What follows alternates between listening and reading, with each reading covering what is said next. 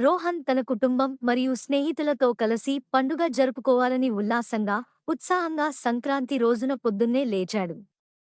అతను తన తల్లికి వారి ఇంటిని అందమైన రంగోలీ డిజైన్లు, పువ్వులు మరియు రంగురంగుల స్ట్రీమర్లతో అలంకరించడంలో సహాయం చేశాడు.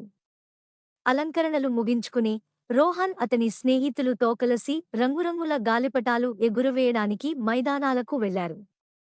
గాలి మెల్లగా వీస్తోంది.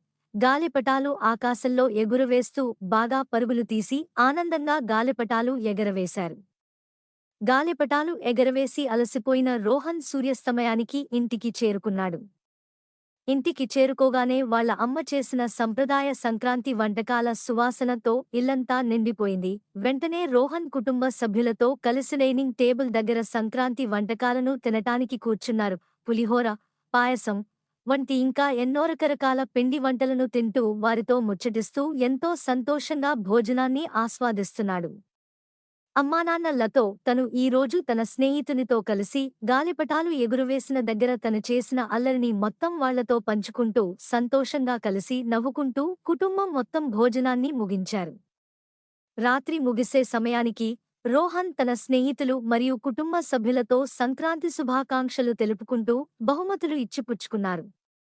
తన ప్రియమైన వారితో గడిపిన అద్భుతమైన రోజుగా ఈ సంక్రాంతిని మలుచుకున్నాడు.